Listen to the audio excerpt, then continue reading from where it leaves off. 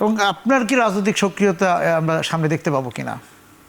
আমি তো আসলে সবসময় একটা বিষয় ক্লিয়ার করেছি, আমি বিএনপিতে ছিলাম একজন কনিষ্ঠতম কার্যনির্বাহী সদস্য হিসেবে।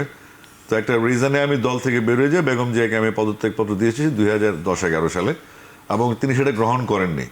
তারপরে আমি দলের কার্যক্রমে ছিলাম না, কিন্তু যখন বেগম জিয়া আপৎকালীন সময়, ফ্যাসিস্টের সময় যখন সভা সমাবেশ করতেন বড় বড়, এবং উপনির্বাচনগুলো যেগুলো থাকতো, উপনির্বাচনগুলো তিনি আমাকে দায়িত্ব দিতেন।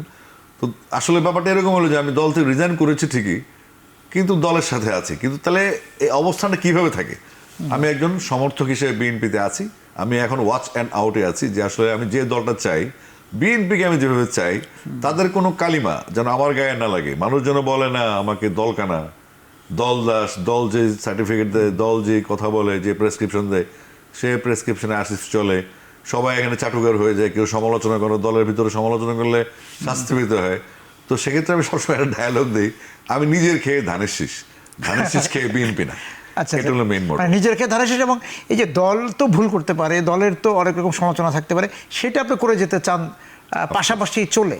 জি, অবশ্যই। হ্যাঁ। কারণ এখন পর্যন্ত আমার আসলে বেসিক্যালি আমি রাজনীতি করেছি বেগম জিয়ার সাথে, ওনার ডিরেকশনে আমি চলেছি।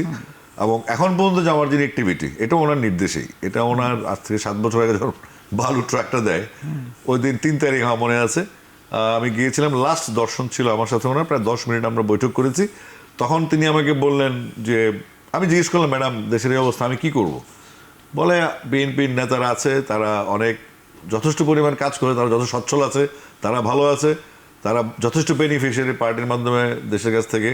তো তারা আন্দোলন সংগ্রাম করবে, তুমি গান গাও, তোমাকে গান গাইতে হবে, আন্দোলন সংগ্রাম তোমার করার দরকার নেই। তুমি তোমার কি প্ল্যান আছে সেগুলো তোমার মাথায় রাখো, একদিন না একদিন আমাদের দেখা হবে, সেদিন তোমার প্ল্যানগুলো আমাকে দিবা, আমি সেই প্ল্যান নিয়ে কাজ করবো, এর মধ্যে কারোর সাথে আলাপ করার দরকার নেই। এবার এক কথায় মোটা দাগে বলতে গেলে, বেগম জিয়ার যে নির্দেশটা আমার উপর আছে, আমি ঠিক সেখানে আছি। যেদিন তিনি দেশে ফিরবেন আমাকে ডাকবেন। ইতিমধ্যে একটা লিঙ্কে আমাকে তিনি মেসেজ পাঠিয়েছেন, আশা করছি বেগম জিয়া আসলে ওনার সাথে দেখা হবে, তারপর আমি সিদ্ধান্ত নিব আসলে আমি কি করব।